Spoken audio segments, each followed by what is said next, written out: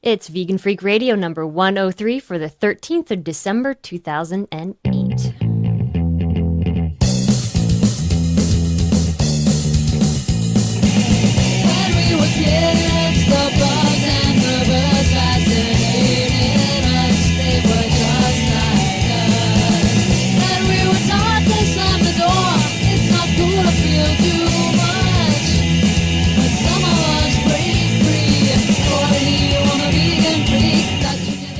Coming to you from high atop their elite fortress of moral superiority, here are your protein-deficient hosts, Bob and Jenna. Hello, everyone. It's Jenna. And Bob, we're back again for another edition of Vegan Freak Radio, coming to you from the freezing tundra of northern New York, where it is bright and sunny, yet freezing cold. Yes, well, bright and sunny usually means freezing cold. In the winter, it does. Yes. Does anyone know any ways to disable snowmobiles? Because if you know any way to do it, let me know. I can't stand them. They're driving me insane. They're going by on our sidewalks. Yes, well. So you probably hear one or two or three during the show. I'm sure you will. And the dogs may in fact go apeshit as we go. Anyway, on today's show we have an interview with Claire Askew, who has recently written a book called Generation V, The Complete Guide to Going, Being, and Staying Vegan as a Teenager, which is kind of like a vegan freak, but for the wee ones. The wee ones. For teenagers. I know. Because I think as we've said before, we didn't go vegan until we were adults, so people ask us all the time, for advice for teenagers, and you're like, I don't know. So, Claire is a teenager, and so therefore she wrote a book for teenagers. It's an excellent book, sorry. I was going to say two different things at once, and it all came out as blah. Right. It's an excellent book, and we will talk about that a little later on in the show. So that's that. A couple other things we're going to do quickly. What else? I don't know. We're going to talk about an article. We're going to talk about some things we had mentioned on the last show, question that we had posed to our listeners, and our listeners responded. Cool. So we got some voicemails, emails. Voicemails, yep. That's what we're looking at. All right. So I guess we'll begin by talking about this kind of wave of pamphlets that's washing over the abolitionist vegan community, right? There are like three different pamphlets going on out there, right? The Boston Vegan Association recently produced an abolition vegan advocacy pamphlet they have as a PDF. Gary Francione produced a pamphlet that is available as a PDF. Joe and Vincent from our forums produced a pamphlet that's available as a PDF. We will link to all these PDFs in our show notes, and you can go and see which one you like best, print them, give them away, try to go out and proselytize and being an annoying vegan. You can go and try to get people to be vegan. No, but these are actually all very good pamphlets in my opinion, and you can look at them and see which one kind of suits you the best. Or you could print up all of them and give them all out in various ways or another. Mm-hmm. So what do the pamphlets talk about? Are they all like trying to convince people to go vegan? Is that what? Yeah. I mean, most of them take an abolitionist perspective, so they get away from this kind of welfarist crap about happy meat and cage-free eggs and speak directly about abolitionist vegan education, right? I mean, that's what these are all about when it comes down to it. Excellent. So these are good pamphlets if you want to actually go leaflet somewhere, or you want to go hand things out, or you want to have something on hand to give to people around you who have questions. Yep, these are all very good. That's always handy. These are all very good for that, and they're excellent. But the Boston Vegan Association asked us to say that they had recently produced an abolitionist vegan advocacy pamphlet for its outreach work, and in order to share the high-quality tool with others at an affordable rate, they went back to press to print up thousands more for use by you or your group. Bulk printing has driven down the cost of providing these pamphlets to only 20 cents each for requests of 100 or more, including shipping anywhere in North America. For example, 100 pamphlets cost only $20 delivered, which is about as cheap as it gets. Quantities lower than 100 are also available. To learn more or to place an order, email Eric Prescott at eric@bostonvegan.org. So you can actually get printouts from the Boston Vegan Society, which Vegan Association, which has a very high quality pamphlet that you, if you don't want to go to the trouble of printing your own, they can sell you printouts. In addition to that, we should also talk about how Eric is also looking for vegans for a documentary project he's working on, and the project is called I'm Vegan. He's going to be traveling around the United States between late March and mid-May with possible side trips into Vancouver and Toronto. And he wants to interview as many vegans as he can with an emphasis on diversity. So I don't know what that means. That could mean, well, it could mean it in the broadest sense of the word, right? Sure. So, anyway, for details how to get involved and to sign up for email updates, visit vegandocumentary.com. So a couple quick announcements there. All right. Yeah. Cool. If you have questions, I will link to all this crap in our show notes and or the email we send out to announce the show. Okay. So you can find links at our website, veganfreakradio.com. Okay. Am I continuing? Yes. The other day, I was on the site. Well, it doesn't matter where I was, but I came across this article. I was out surfing for porn. No, I'm only kidding. I think I was on Reddit. And this article is from an online, what do you call it? A site, a website. What? One of those things, those newfangled things. It's a, on the computer. Anyway, yeah. A site called Planet Save. And I had this newfangled site called Planet Save. It's full of those kinds of articles that drive me absolutely insane. Like, how to reduce your carbon footprint. Look, a good thing to do, no doubt, but we can have the environmentalist rant another time. Because until we change the system that produces the choices for us, ultimately these little things are just tinkering. It's like rearranging the deck chairs on the Titanic. Okay. But this article is called "In a Poor Economy, PETA Buying Stock in Meat-Heavy Restaurants." And the article says, taking advantage of the shriveling stock market, PETA has been purchasing more and more shares in meaty companies, including popular chain establishments like Domino's Pizza, California Pizza Kitchen, and Sonic's.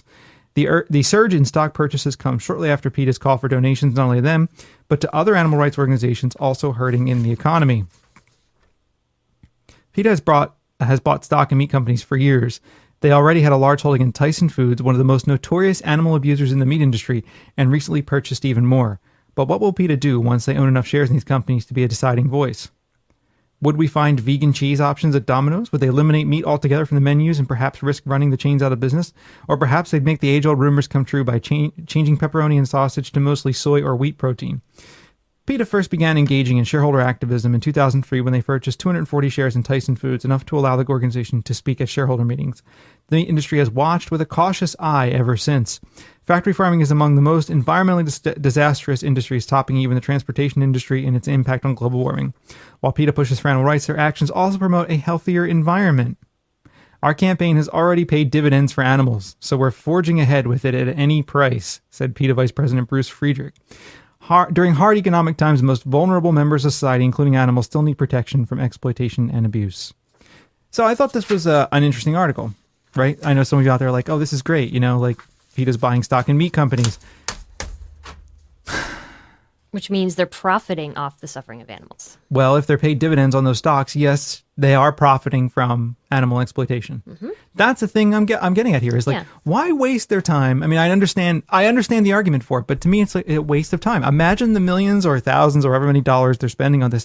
They could spend on vegan outreach and education instead of buying stock in fucking Domino's and Tyson and all these other companies. It to me is profiting from animal exploitation. Right. It is. And okay, unless you're going to buy a controlling share of these companies, what good does it do? So you can speak at the shareholder meeting. So can every other person who has as much stock as you. And it's not going to do anything. It's all very big kind of welfarist measure. So even if you do have a controlling share of these companies and you decide to shut down one of them, what good does shutting down a fast food corporation do? It doesn't do anything because you're not changing the fundamental system. You're not going back, to changing people's ideas. That's right. About why people should go vegan in the first place. That's the only way that you're going to get, if you get enough people to go vegan, well, then we won't need these restaurants, or the restaurants will change, to serve vegan food for everyone. It is absolutely, it again is one of these nonsensical, hypocritical positions that PETA is always being, engaged in. And I hate to give them any attention because this is exactly what they want.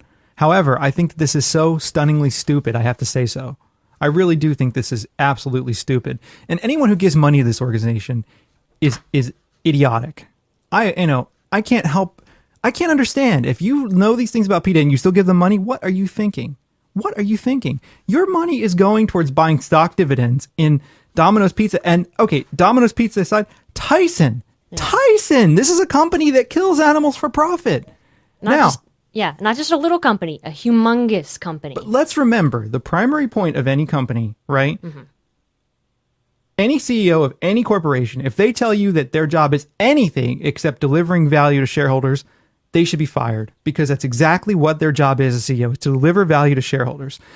Most of the shareholders of Tyson are interested in having that value delivered. Tyson is a company that kills animals. They want to kill animals more efficiently. PETA does not have a controlling interest in Tyson, right? They can't completely change Tyson. No. So they are, by being paid dividend, by owning the stock, they're making profit from the death of animals. What Yes. the? Yeah. Not Do you know- not the business that PETA, an animal rights, supposedly animal rights organization, should be in. This is what I think. Not vegan. Not vegan. Oh my god, that is totally not vegan. That's what I think. Not at all. And if you know, like you said, the people who are paying, how do you feel about your money going to these organizations to, you know, support the suffering of animals? It's ridiculous. Okay, so the argument, the flip side of the argument is that this allows PETA to have a voice in a shareholder meeting, so they can get in. If you look at it from a welfareist perspective, I can understand it, because what they can say is, well, PETA can get into the meeting and demand better conditions for the animals that are dying. Right. But they're still being killed. Exactly. They're So- still being exploited, and they're still going to suffer. Right. They're still being exploited for money, right? Yeah, They're being exactly. exploited for profit. Yeah. So, again, another nonsensical moment in the animal rights movement. And there are many of them. Many, many, many, many, many. So many. Ay, ay, ay. But that's why you have to go download those abolitionist pamphlets and get more people to go vegan. This is the whole reason why you got to do your own activism, too. I mean, the organizations that are out there, I think, honestly, you just have to do enough reading in sociology to realize that once something becomes institutionalized, it operates only to keep the institution and bureaucracy running. Almost every other concern falls by the wayside. You can see this happen in every major institutionalized organization. The logic becomes such that they have to support the organization itself staying alive. And so much effort goes into that the original mission, it becomes shriveled and withered on the vine. Nothing, it just becomes lost. So, Yes. Indeed. all right. All right. Oh, you're supposed to say that you're a maverick. Oh, I'm a maverick. There you go. You're right. A listener request. I'm a maverick. You are a maverick. I am a maverick. You say it better. Maverick. I'm a maverick. Yeah. She's a maverick who gets television coverage while standing in front of turkeys being slaughtered. Yeah. Eat me. So, are we moving on? I believe so. Let's move on. Okay. Why don't we talk about last time we did a show, we had asked for listeners to talk about the kinds of things that they tell children. When children ask, why aren't you eating the turkey at the table on Thanksgiving? Because it was murdered. Why aren't you eating meat? And since we're not around children all that often at the moment, Thank God. I'm just kidding. we didn't have the best advice, because Yeah. I honestly don't know what I'd say until I was in that position. So we had a couple people write in, and people call in with voicemails for some advice, people who are around children a lot. Let's see. A lot of people had some very similar advice. We did get one email from someone named Katie, and she says, I'm a primary teacher in the UK, and I thought I'd respond to your question about how you explain veganism to young children. Firstly, being a teacher means that you have to be really careful what you say to children, because can parents imagine. will complain about anything. Yes, same is true in this country. Same is true even at the college level. Oh, yeah. For example, I have one small nail piercing and my ears pierced once, and yet one parent complained to the school about all my piercings. When my pupils ask me why I don't eat meat, I usually say because I love animals. It's an answer they can understand, and it keeps the conversation quite short. If they ask for a further explanation, I reply, I don't agree with animals being killed. If they try to question me about eggs and dairy, I normally say something like, I think chickens/cows aren't treated very well, and then I tell them to ask their parents for more information. That way I can't get into any trouble. Okay, so I hope that helps, bitch, says Katie. Okay, and other people had very similar. We got one email from Katrina, who says that she has 2 stepkids who aren't vegan, but they slowly explain, and then they show them the things that are in their fridge and offer them soy milk and everything so they can see the alternatives. And then we got a nice long one from the name that I cannot pronounce ever, from Flog and Fiona. on our forums. Tiamcha? Tiamcha? Tiamcha? I think she said it once for us, but I probably have it wrong. I don't want to butcher it, so I Flog and probably Fiona just it did. is. There you go. It's easier. And who says that she babysits a lot, and she tries to keep things. She says, the why question I tend to answer with, because I think animals aren't property and shouldn't be treated as such, adjusted for age if needed, which utterly lacks graphic imagery and, at least during that short exchange, keeps it more in a philosophical sphere and a few steps removed from any practical implementation. So even with questions, why no milk, it's possible to avoid mentioning anything particularly graphic. I usually shortly and calmly explain the basics of how and why cows make milk, how we humans have messed with it for our own desires, and how I think this is not okay. Good answers. Yeah. So let's hear some. We got some voicemails on the subject as well. Okay. Let's play those. Hi, Bob and Jenna. My name's Alicia. I'm from New Jersey. I've been vegan for just over 12 years and vegetarian for, it'll be 21 years next month. My husband's vegan, too. I wouldn't be married to a non-vegan.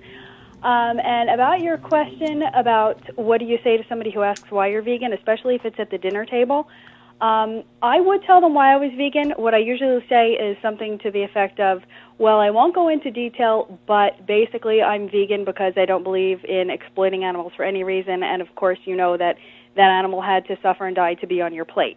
I mean, if they ask the question, they're opening the floodgates. It's their fault, not mine. And I never, ever bring the subject of veganism or animal rights in general unless somebody else asks me about it first. Of course, I wear my pins and buttons to make people ask questions, but, you know, it's their fault if they want to open the floodgates. As far as a kid asking a question, what I say in response kind of depends on the age of the kid and how close I am to the kid's parents and if I really care what the kid's parents think of me in the end. So if it's a young kid, I'll say, well, I don't eat meat because it comes from animals and an animal has to die to make meat, so I don't eat it. But if you need to ask anything further, you should probably ask your parents. And I might even tell the parent that the kid asked me and what my response was. Or I might not. If it's an older kid, I'll tell them a little bit more about it and, you know, why it's really wrong, even though I don't know if I would actually say that it was wrong or if I would kind of wimp out a little bit and say that I believe that it's wrong. But I try to end up making the kid believe it was wrong, too, even if I didn't use those actual words. But I always let the other person ask first, and I never, ever shy away from it. I will tell them whether I sort of say it in relatively nice terms or if I let them have it all, you know. I mean, it's all about the animals. It's not about what the other person thinks of me in the end. It's all for the animals, so. The voicemail got cut off, but. Well, I think it's true that it's good to let the other people bring it up, you know. I agree. Yeah, I agree. And that's usually the way it goes with us. I usually don't bring it up unless it comes up somehow. Somebody asks me about it or whatever. But I do think you need to tailor. You mentioned some of this, tailor the message to the audience. You don't want to come off as being, completely graphic about it necessarily, if that would turn someone off. You know, I don't know. What do you think? I don't know. I think it's something you got to play by ear. I think it depends on the situation, on the person. I mean, there are certainly times that people have asked me things, and I think she raises a point. When someone asks you, they're kind of asking you, and they're opening the gate to that. And I think that's perfectly fine thing to say and a perfectly fine way to approach it. I agree. However, if someone asks me while we're eating, and we talk about this in our book, but if someone asks me while we're eating, I generally avoid getting too far into it while we're eating. I will generally, I don't lie. I don't beat around the bush. I say what I think, but I kind of leave it there and kind of let it simmer in a sense, or let this, I plant the seed and hope that it will grow. And I just don't think the dinner table is the place to do a lot of explicit activism for a lot of reasons.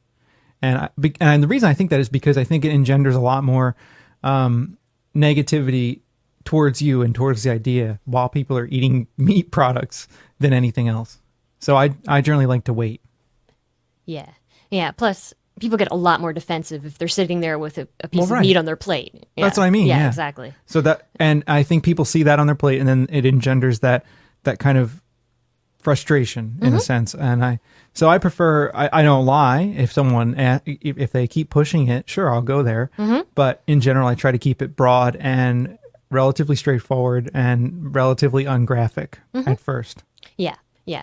And the thing is that you don't want to, I mean, at the same time, we don't necessarily care what the other people think, but at the same time, you don't want to shut off turning the wheels in their head. Sure. So sure. you have to play a fine line, and I think Alicia mentioned that she plays it by ear, and I think that's really good advice. I think as so to too. where the situation is going, and in some situations you can continue the conversation later, and keep it, little by little people may ask you other questions or different questions, so that's good. But the thing, it does get more complicated with kids because does. you do not want to be accused of proselytizing to people's children, and I actually think it's not a good thing to do that. But on the other hand, I don't think it's good to lie to kids either. So I find it very complicated. It is, and a lot of some of these emails, and Alicia mentioned, go talk to your parents about it. Yeah, kind of push it on them if they have more questions. Yeah, I doing think the very brief explanation. Yeah, I think that's fair. I don't think there's any reason to lie to children. But on the other hand, I think you need to be careful that you don't offend their parents in that situation, but you still get across at least some nugget of something there to get the kid to realize what's going on. Yep. All right, next one. Hi, Vegan Freaks. This is Carl. Calling for my second time. Just listened to the latest podcast, and interesting and entertaining as usual. Just wanted to respond to two of your listeners. One being the email that you read about the person who said there's no ethical reason to lie, and I would pose the question to them: would they risk the lives of hundreds or thousands of slaves working on the Underground Railroad by either being compelled to tell the truth or simply not saying anything at all? Oh, good job. Gracie and I are sitting down eating breakfast right now, and which was the second part, which, yes, yes, you did. And the young woman who inquired about how to speak to her nieces and nephews about reasons for being vegan. Yes, we can watch Diego now. But all I tell Gracie is that we don't eat animal meat because they have to hurt animals and kill animals. That's right, we eat veggie meat. Yeah. I think that's the easiest way to tell kids is that we they have to hurt animals in the process to make those sorts of foods, and it seems that parents are not completely opposed to that. So anyway, have a great day, have a great week, or have a great next period of time, and everyone have a safe and non-animal filled holiday. Take care. Well, thank you, Carl and Gracie. And Gracie, yeah. We eat vegetable meat, veggie meat. Is that what she said? Yeah, we eat veggie meat. We eat veggie meat. That was great. That was great. Yeah, completely unhappy, unhealthy kid back there. Yeah, for real. I think that's fantastic That advice. is. So excellent. And I think it's different if they're your kids too, right? True. I mean, because you can.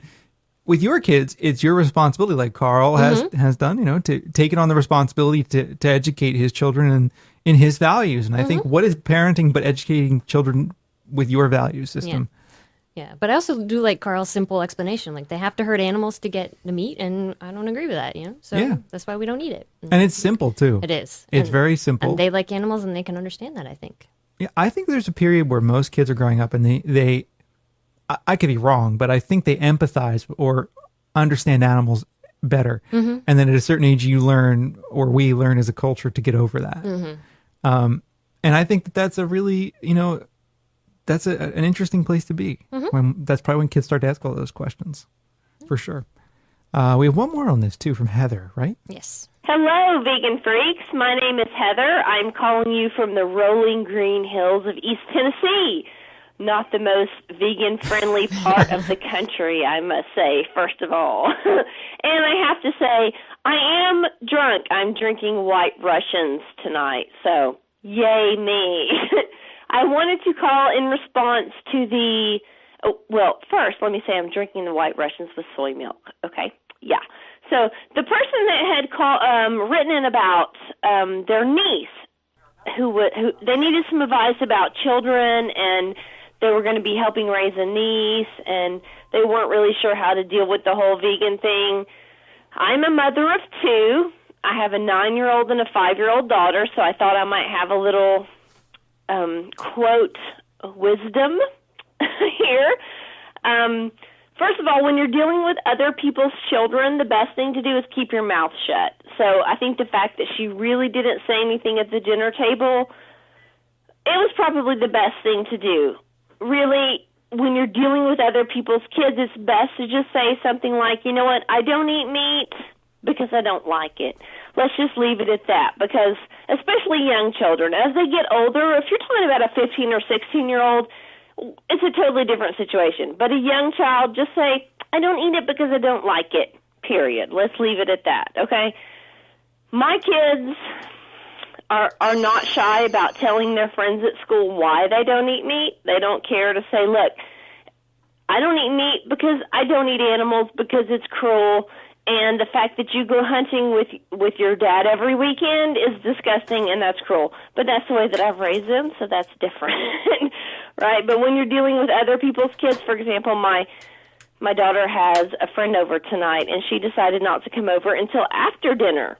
Okay, because, yeah, she did not come over until after she had already eaten dinner because they were having ribs at her house, and we were having veggie tacos at our house.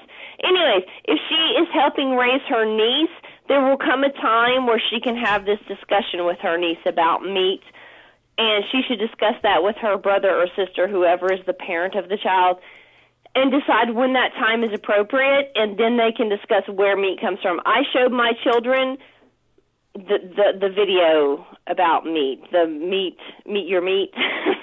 That did it for my kids. So, you know, she should discuss it with her brother or sister, whoever is the parent of her niece, and decide from there, you know, at what point in time it's okay to discuss this. But when you're dealing with other people's kids, be vague, be broad, just leave it open, because you're bound to just really piss some parents off.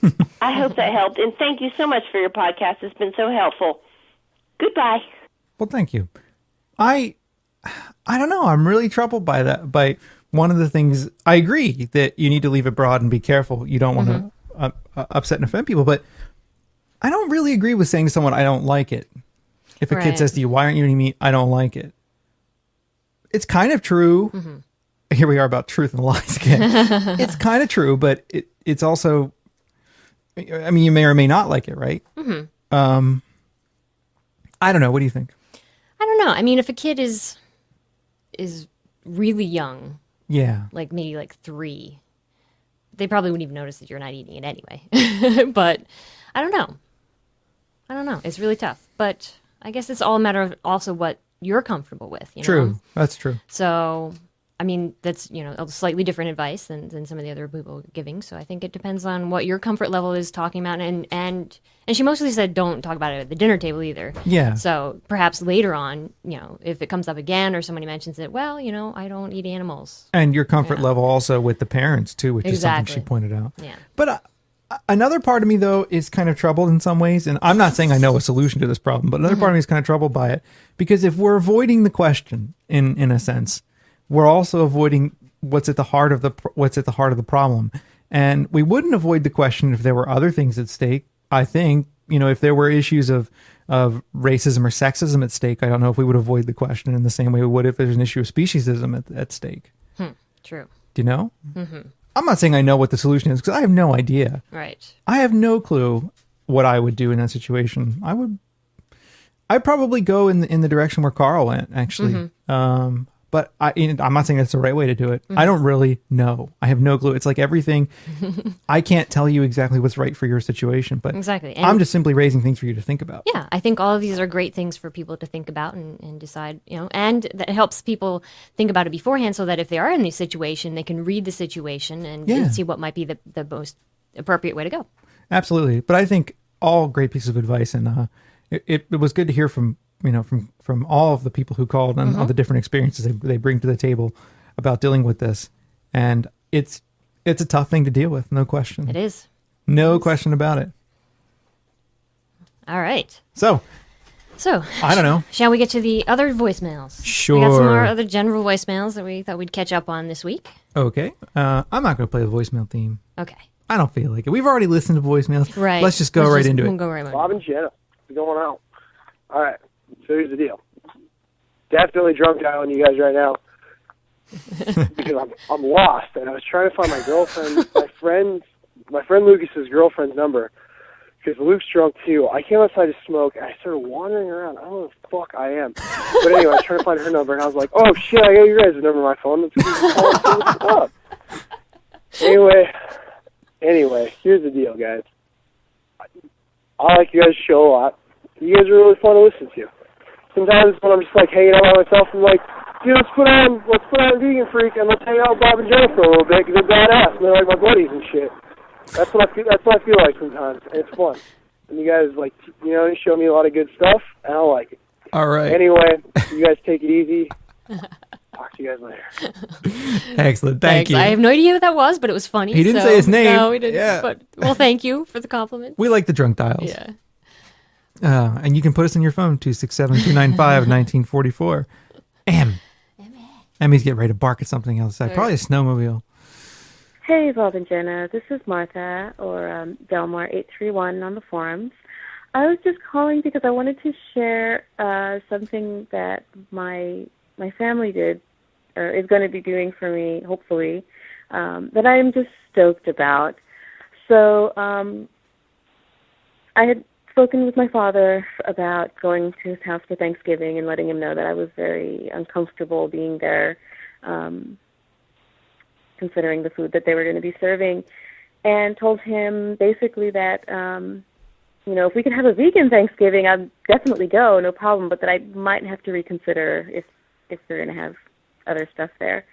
And so he said he talked to my brother and sister about it, and I got word today that he's on for having a vegan Thanksgiving this year. So I'm really looking forward to it, considering the fact that me and my sisters are the ones who cook anyway on that day. I'm really looking forward to it, and I'm planning. I told them I would, pick out the menu, and everybody can help me put it together. And so I'm really hoping that it happens, that they don't change their mind last minute or something. But I was just happy at the fact that they were willing to do that, so I thought I would share that with you.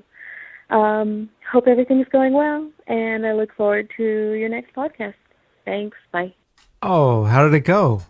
Yeah, you have to let us know. You have to call and let us know how it went. Yeah, because I wanted to play that because I think it's important to remember that, we're always griping about, when things don't go our way and everything, and because it's easy to gripe. It is easy. Fun. It's cathartic to gripe. But we have to remember, too, that sometimes people, meet your expectations and then go beyond your expectations. So great things can happen, especially if you give it some time, and you talk to people about it, and you just say, like Marta did, I'm not comfortable about, being around all the meat on the table. Understandably. So, maybe we can do this year. So, and it happened. That's cool. I think that's great. Well, let us know how it went. Yeah. We had a good Thanksgiving. We ate with our friends Hyman and Seal. Yes. So, a hello to them. Yeah. Because they really listen. I think Seal listens. Seal. I don't know if Hyman does.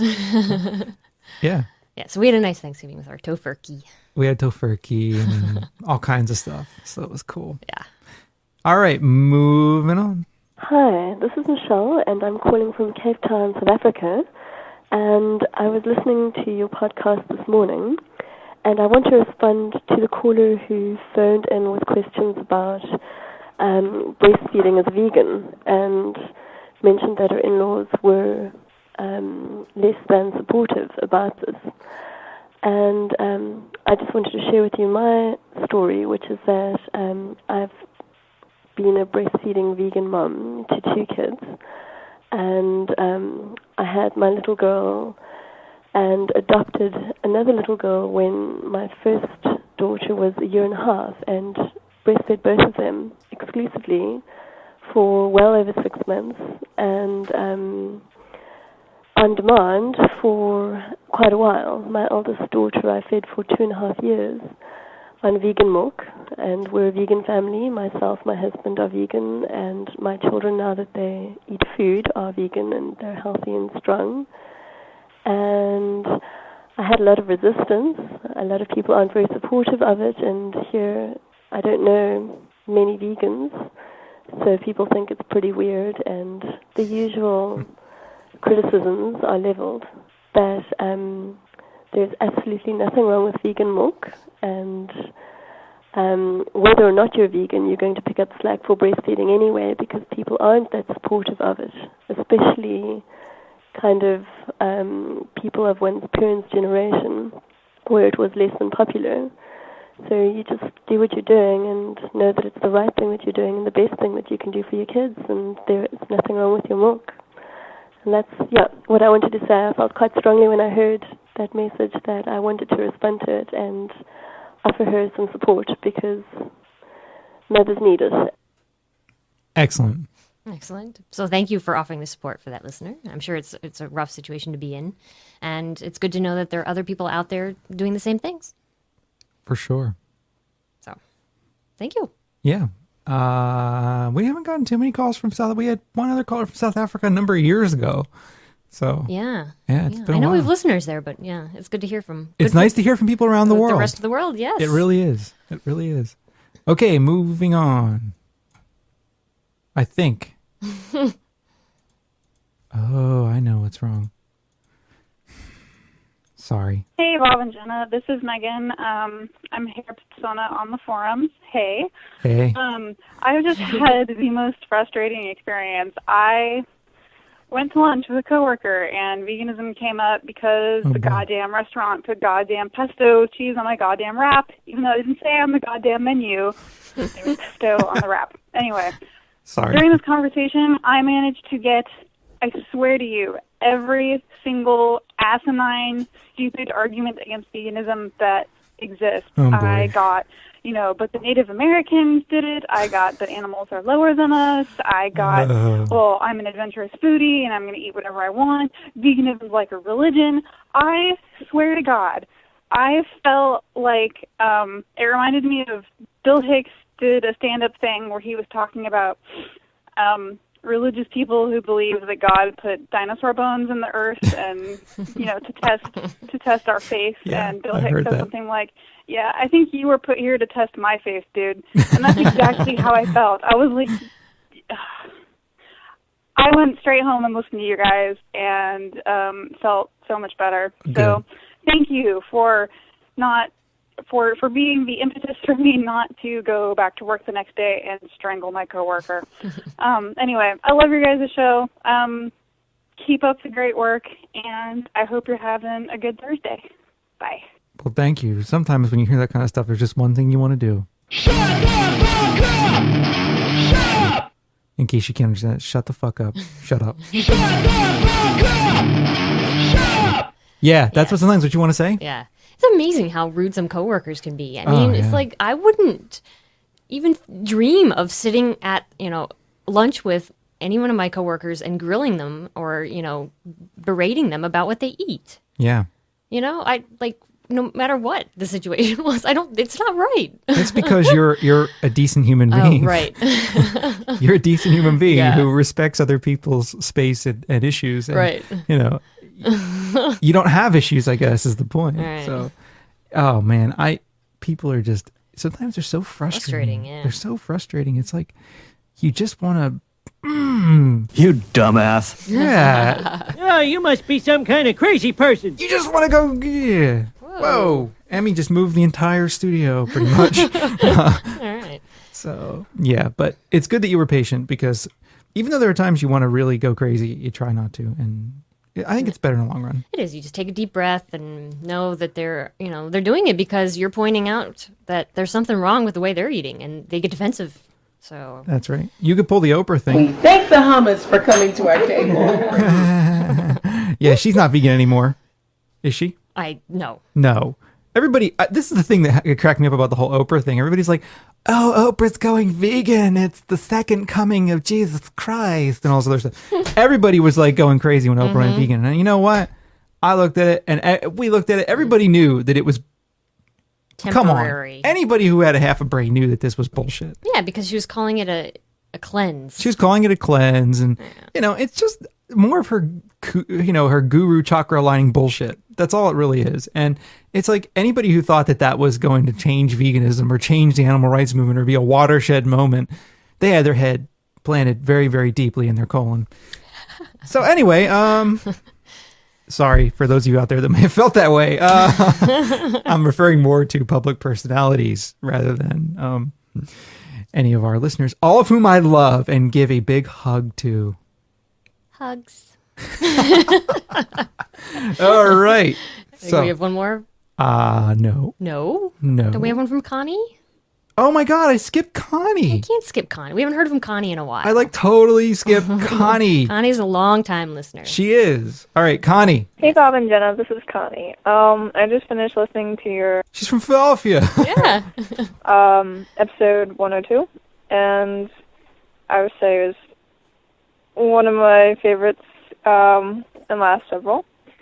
And I just finally upgraded iTunes, because you know how they come up with a new upgrade every few weeks, and then they bug you and bug you and bug you. It's annoying, isn't it? Upgrade. So I finally upgraded.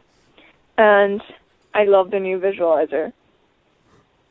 And so I was listening to your podcast and watching the visualizer, and that was some shit. I think you, Bob, would be really amused by it, considering you, well, maybe both of you, since you guys are both slightly ADD. But slightly? It's kind of cool because it just pulsates to the voice, and I almost am interested in going on acid for this shit. 'Cause I think that would be so funny to see that stuff on acid, or maybe ecstasy, but I'm straight edge, so none of that for me. But yeah, good show, and keep it coming. Bye. The new visualizer in iTunes is really cool. However, we at Vegan Freak Radio do not encourage the consumption of illegal substances. This is correct. However, the iTunes visualizer is really cool. I agree with you, Connie. It is super. She knows this very well. She does. I spent a lot of time when the new visualizer came out. I spent a lot of time listening to stuff and watching it. I did. I really did. Yeah. Because it's very good. Have you played with that? Not much. No. You haven't? No. It's really good.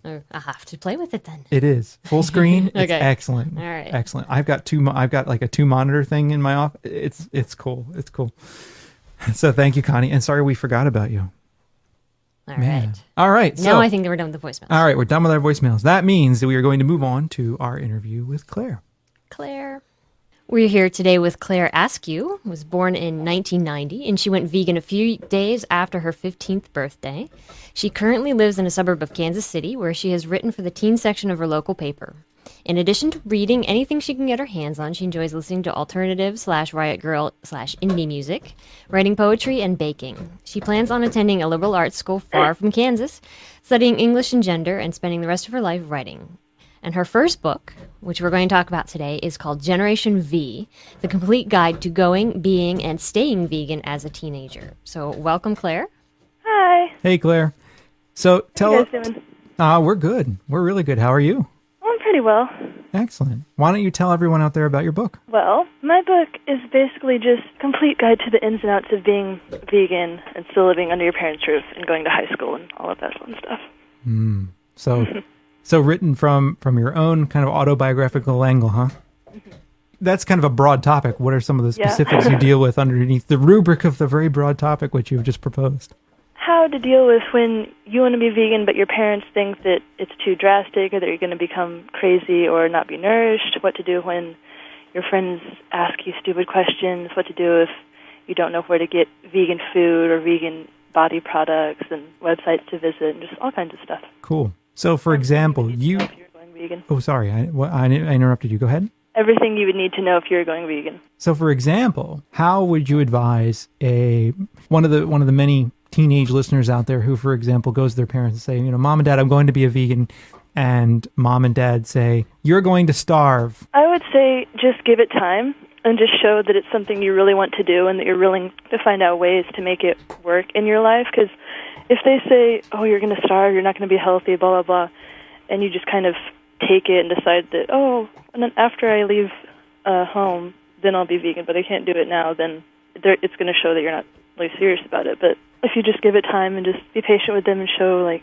Mom, Dad, this is something I really want to do, and I know how to do it, and I know how to be healthy and still be normal. So that's kind of what happened with me. So you have to really stick to your principles in a way, right? Because oftentimes I think your parents might be kind of shocked by it at first, but then after a while they'll get used to it. Well, maybe talk a little bit about what made you decide to go vegan in the first place. I was vegetarian for about 4 months or so, and then I just found out all about, the dairy cows and the laying hens and how I wasn't really being true to the beliefs that got me to be vegetarian, just by being vegetarian, so I decided that I needed to go vegan. But my mom and my dad thought that it would be really drastic and that I didn't really need to do it and that I wouldn't be healthy and all that stuff. But then eventually I just got them to see that I could still be healthy and be happy and be me, just be vegan. Cool. So when you went vegan, did you know how to cook vegan, or did you know a lot about it? Or No, the first few weeks were not that good because I pretty much just ate, little box meals that you just add water to or put in the microwave. It wasn't.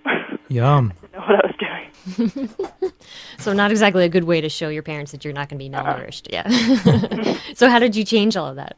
We got new cookbooks, and I just showed them new foods that I could eat. And So how'd you deal with your friends? I mean, surely your friends must have come, you probably went to your friends and said, I'm going to be a vegan, and they probably said, yeah, whatever, loser, or I don't know, what did they say to you? They were actually pretty cool with it because I had been vegetarian for a few months before, and they had kind of accepted that I was really kind of into that, so they didn't really think that was a big deal. So they didn't really make a big deal out of it. But did you have other people at school or in your life who did make a big deal out of it? Not really who made a big deal of me going vegan, but just people who like, oh, you're vegan, and want to ask stupid questions and things like that. But like I think what? Every vegan gets that. Uh-huh. Oh, how do you know that plants don't have feelings? That's the one I hate the most. I hate that one. That's I the actually one. really like that one, though, because they think that they're being so smart, but then I know. if you're vegan, you have a good answer to it and just shuts them up. Yeah, I mean, the answer is great. It's like... Even if they have feelings, still be vegan. Exactly. If you love plants, you should be vegan anyway because... You'll be eating less of them. Exactly. Because when you are, you're eating meat, you're indirectly eating more plants anyhow, right? So... Yeah. That's the one. It's an easy one to kill, but it's also an annoying one in a lot of ways too, because you just get tired of it. Everybody who says it thinks that, oh, I've got the question, I'm going to stump them. Oh, I know. Everybody thinks that they always have the stumper, right? They have that one question. No matter what question is, they always think that they're the first person to come up with it, and that you're going to find it so clever and so funny, and then that you're just going to say, I never thought of that. I'm going to not be vegan anymore. Let's go get a steak, Your impeccable logic has destroyed my lifestyle. I've been vegan for years, but up until this 1 second, I did not realize that plants have feelings. Oh my God! How did I not consider this? When I was in college, I had I had a very strange double major. I was double majored in agricultural science and philosophy. Mm-hmm. And when you're in college, well, you will know when you're in college that everyone goes, well, what's your major? And you have to say what your major is. And I always say agricultural science and philosophy. And they always go, what are you going to do? Philosophize about cows? And I heard that like 4,000 times. And everybody always thought that they were the first person to ever come up with that. Yeah. What's interesting, though, is that... That's kind of what you do now. That's kind of what I do. I kind of went on to philosophize about cows. But, cool. In the book, you also deal with this, with the inevitable vivisection question. Like, I went to a pretty shitty public high school, and we never had anything not vivisection. We never had anything to dissect, really. We dissected some fish, and back then I didn't really care about animal rights anyway. But Jenna went to a very, nice kind of suburban school where you... Yeah, we dissected all kinds of animals, cats including a cat, yeah. Yeah, they did that at my school, too. Yeah. Ooh. So what is the advice that you give, what a little sampling of the advice you give in the book to help people get out of this shit? It really depends a lot on your teacher for the first thing, because the teacher that I had when I had to dissect, she didn't care at all. When she announced the assignment, I just said, I don't want to do that, and she was completely fine with me doing an alternate assignment. But teachers that my friends had, even if they were vegetarian or something, they had to do it. So it depends a lot on your teacher, but if you have a teacher who's really hard-assed about it and won't let you not do it, the thing to say is that it violates your deeply held moral principles. There you go. When you use wording like that, they don't want the school district coming into it, and so then they'll calm down a bit. Yeah, that's exactly right. I mean, that invokes a certain kind of, not exactly legal argument, right? But it gets on the borders of that. It gets on that territory. And there are a lot of CD-ROMs and online programs and things like that you can get the same experience with it without actually dissecting it. So. Yeah, I agree. Well, one of the things, let me mention that I liked about your book was that you're always very adamant about people, for one, standing behind their beliefs, as you just said, and about being knowledgeable. Before you take a leap, be knowledgeable and know what to tell people. That's definitely the way to go about it, because people so often, when they think of vegans, they think that we're just a bunch of nut jobs, but if you come in and you're calm and you're informed and you know what you're saying and what you're doing, then it makes it so much easier. But you mean vegans aren't a bunch of nut jobs? You clearly do not know the vegans I know. Vegans are a bunch of nut jobs, trust me. That's true. Not on the way that people think, though. That's true. That's a good point.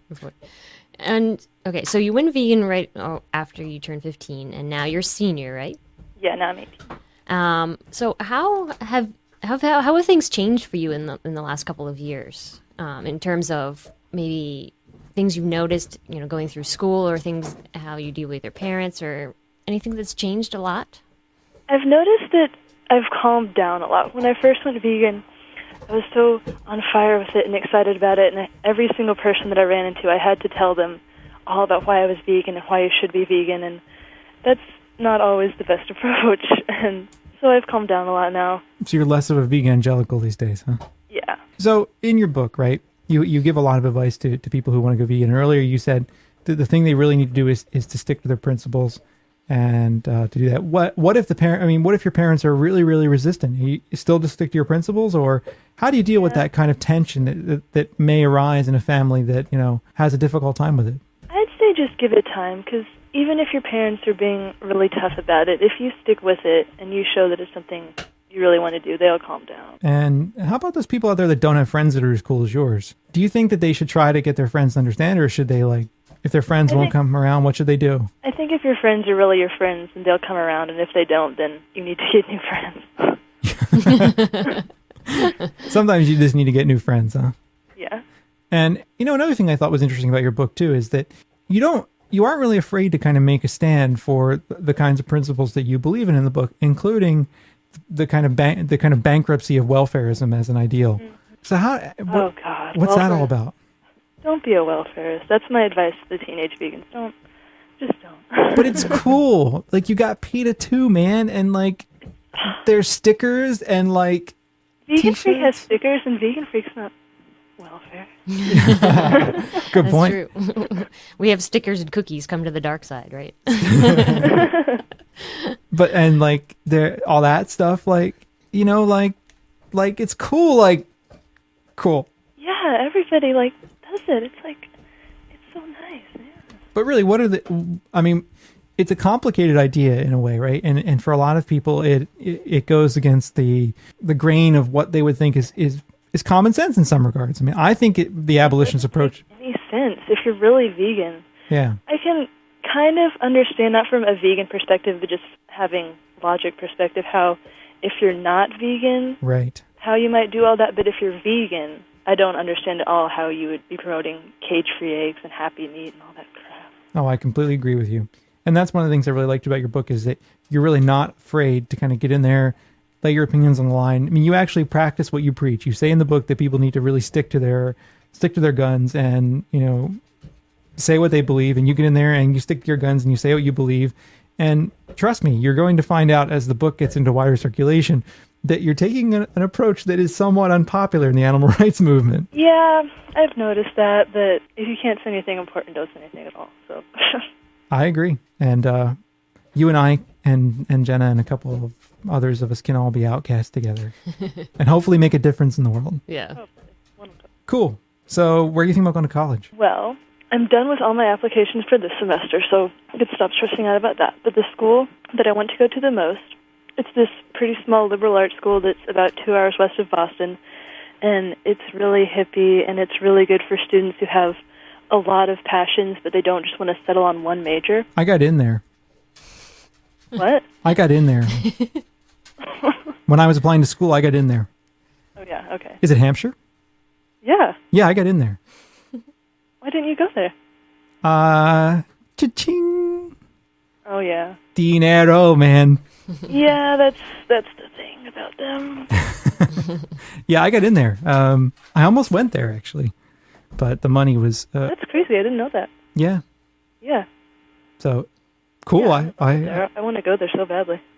I think you have the profile, Yeah, you've already written your own book. I went there and I visited there in April. Yeah. And I did the little tour and I sat on the class and that was all really nice. But then the moment that I knew that was the school for me, my mom and I went into the student store and they were selling tings and those little rice stream ice cream sandwiches. Wow. Sweet. And they were selling Bitch magazine, which I read and want to write for someday. And they were playing Rafi over the speaker system. Well, there you go. There you go. Pretty cool. Sounds right up your alley. Excellent.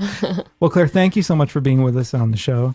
Thank you for having me. It's our pleasure, and I want everyone to know that Generation V is available at Cosmos Vegan Shop. It's available at Amazon. It's available at Barnes & Noble.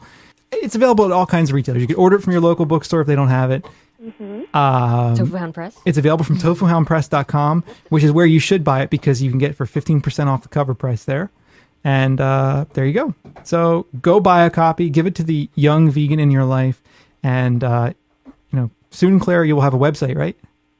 And we'll get that website going. You can correspond with Claire and all that. So anything else you want to add? Any good advice? Last kind of powerful words to the young vegans out there. We have a lot of teenage listeners who are not quite vegan. How would you get them to go vegan, Claire? This is the last thing you got to tell us. I think that if you're young and you want to go vegan, the thing you need to realize that it's not as hard as it seems. I mean, if you want it enough that you're thinking about how to fit it into your life, you can find a way to do it. It might take time, and it might take research, and it might take getting your friends or family to get on board with you, but you can figure it out, and then it'll be all fine. Sage words from an inspiring young vegan who walks the walk and talks the talk and does it all. And I think you're an exemplar because you actually went out there and did it. So good on you. Thank you. And thanks for being on. Thank you once again, Claire, for talking to us about your book. That's right. We very much appreciate it. Yes, and kudos once again on writing the book and getting it out there and getting all that great advice to teen vegans. Absolutely. And you can order it from us at Tofu Hound. As we said, we can order it from us at tofuhoundpress.com. Yes. Or Amazon or other places like that. And I think it should be available in the UK as well. Excellent. At Amazon or through your local bookshop. Cool. Yeah. So what else, woman? I think that's about it for this week. That's all? That's all. I almost called you white lady. So, yeah. Anyway, so that's Vegan Freak Radio again for this week. We're always apologizing for the paucity of shows that we produce. However, I do believe that in 2009 we should be doing shows a little more regularly. I think so. Probably fortnightly will be very easy for us. I think we can manage that because I think things are going to calm down in January. I think so too. Yeah. You've been working like a mad woman, yes. So Jenna's life will calm down significantly. Vegan Freak version 2 should be finished by then. Yes. Everything should be sorted out, so we should have more time to do the show. I mean, it's not just like time; it's time where you have to be alert and awake and alive. Yes. Because there's plenty of time in my life where I'm like perfectly awake. I'm just not really with it enough to do a show. Right. And you gotta get like it's in late the at mood. night and you're a little tired. Yeah. And you don't want a tired show from us. You No, want a it's show boring. where we're like packing a punch, man. Yeah. We're like jamming it in there and getting it done. And that's what we're doing today. So anyhow, we will be back again at some point in the near future. Yes. And if we don't talk to you before the holidays, happy holidays, everyone. I hope we can. Happy holiday season. I think we can squeeze one in before the holidays. You can squeeze one out before the holidays, can you? I have no problems with that. Oh my. I'm vegan after all. There you go. So, I don't know. In the interim, good luck with everything. Don't be crazy. Stay cool. I don't know. Be nice to people. Yes. Enjoy the holiday season, even though it can be frustrating. Yep. And don't tamper in dark-sided stuff. Yes. All right. Talk to y'all later. Bye.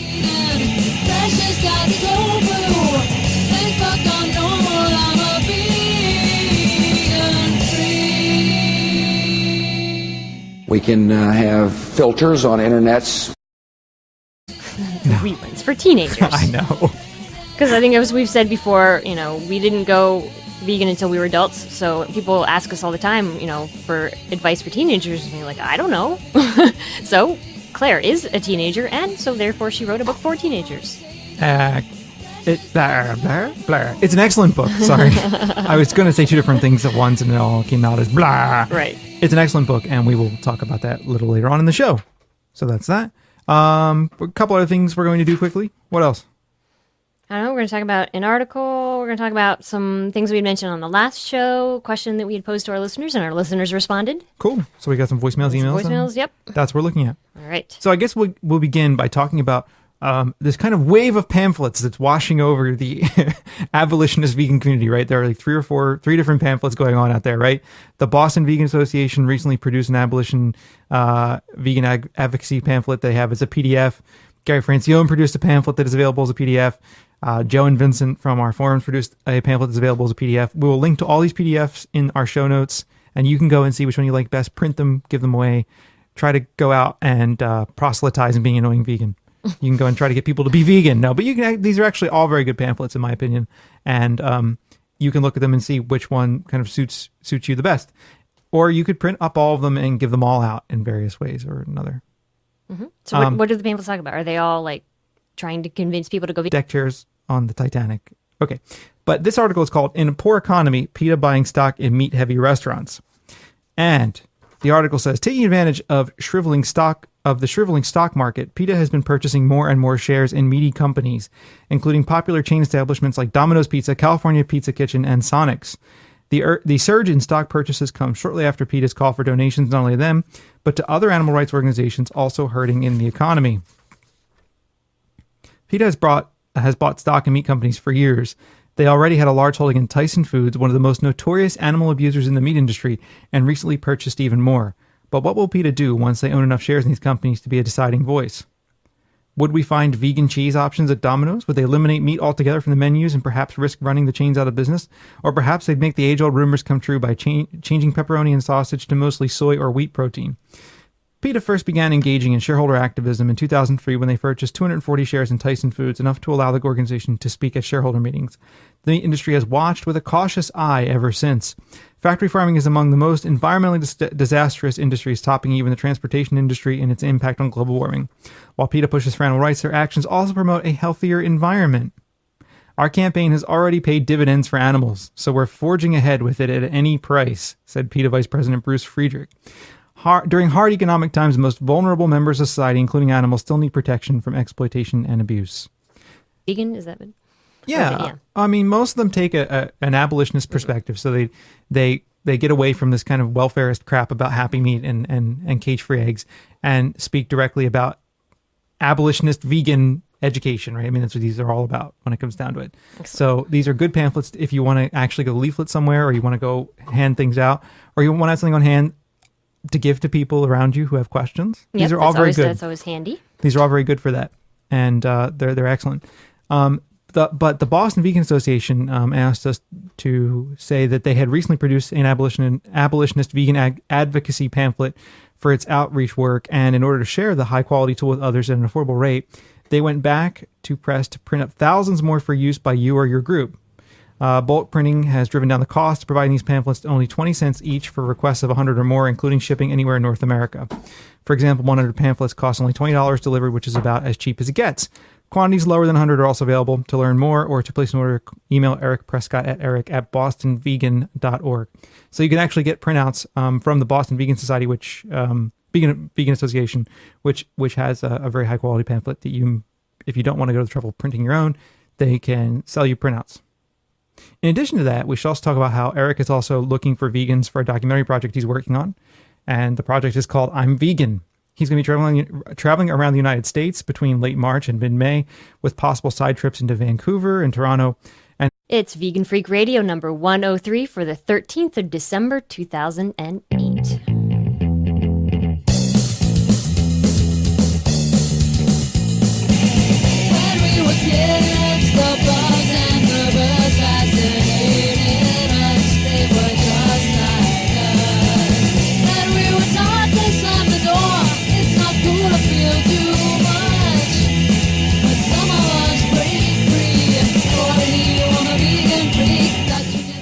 Coming to you from high atop their elite fortress of moral superiority, here are your protein-deficient hosts, Bob and Jenna. Hello, everyone. It's Jenna. And Bob, we're back again for another edition of Vegan Freak Radio, coming to you from the freezing tundra of northern New York, where it is bright and sunny, yet freezing cold. Yes, well, bright and sunny usually means freezing cold. In the winter, it does. Yes. Does anyone know any ways to disable snowmobiles? Because if you know any way to do it, let me know. I can't stand them. They're driving me insane. They're going by on our sidewalks. Well, So you probably hear one or two or three during the show. I'm sure you will. And the dogs may in fact go apeshit as we go. Anyway, on today's show we have an interview with Claire Askew, who has recently written a book called Generation V, The Complete Guide to Going, Being, and Staying Vegan as a Teenager, which is kind of like a vegan freak, but for the wee ones. And he wants to interview as many vegans as he can with an emphasis on diversity. So, I don't know what that means. That could mean... Well, it could mean it in the broadest sense of the word, right? You know? Sure. So, anyway, for details how to get involved and to sign up for email updates, visit vegandocumentary.com. So, a couple quick announcements there. All right.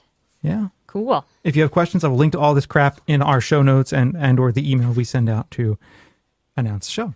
Okay. So you can find links at our website, veganfreakradio.com. Okay. Am I continuing? Yes. The other day, I was on the site, well, it doesn't matter where I was, but I came across this article. I was out surfing for porn. No, I'm only kidding. I think I was on Reddit.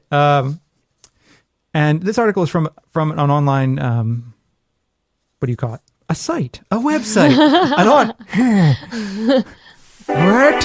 One of those things, those newfangled things. It's a, on the computer. Anyway, yeah. A site called Planet Save, and at this newfangled site called Planet Save, it's full of those kinds of articles that drive me absolutely insane, like how to reduce your carbon footprint. Look, a good thing to do, no doubt, but we can have the environmentalist rant another time, because until we change the system that produces the choices for us, ultimately these little things are just tinkering. You know, it's like rearranging the